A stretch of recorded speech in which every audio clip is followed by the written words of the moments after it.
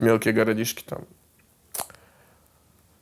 Ну, ездил, выезжал на точки, там, исправлял что-то, настраивал роутеры, блядь, ну, всякая полная хуйня, короче. Типа, ты едешь куда-то просто потому, что какая-нибудь курица в офисе не понимает, там, как один кабель там нужно переключить куда-нибудь, у нее не хватает на это мозгов, и поэтому ты едешь в ебаное Тосно, а там встречаешь фанатов Тосно, и ты не можешь на них не кинуться, потому что ты болеешь за СКА Хабаровск.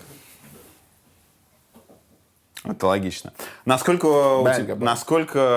футбик важная часть для тебя? Тебя видели недавно на матче СКА Хабаровск-Тосно, уже после того, как и те, и другие вышли в премьер-лигу.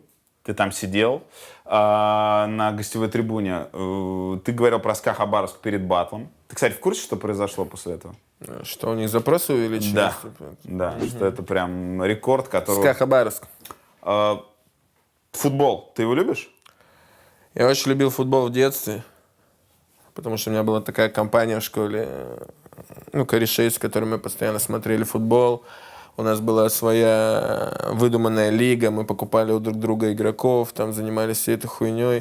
Я даже помню замечание. Нет, не футбол-менеджеры, просто придумали, писали в тетрадочках там и все такое. Я даже помню день, когда Уэйн Руни вот, забивал свои первые голы, и я пришел в школу, а он принадлежал команде моего друга, и я думал, блядь, он не смотрел футбол вчера. Он не знает, что Уэйн Руни пиздатый игрок. Сейчас я куплю у него его по дешевке. У нас была внутренняя валюта в классе.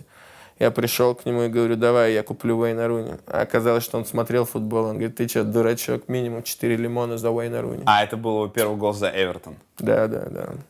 СКА Хабаровск, ты ходил, когда они были в жопе?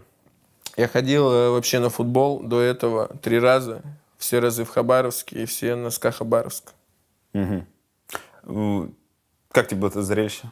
Вообще футбол для меня начался с того, что батя меня привел смотреть матч СКА Хабаровск с клубом «Урал», по-моему, да?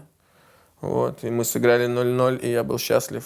И мне особенно понравилась шутка из того дня, когда мы шли по улицам, и все хабаровчане говорили друг другу 0-0, как мы их выебали, потому что при счете 0-0 мы проходили, так и в гостях сыграли 1-1. И я подумал, какая же крутая шутка, 0-0, мы их выебали, отлично.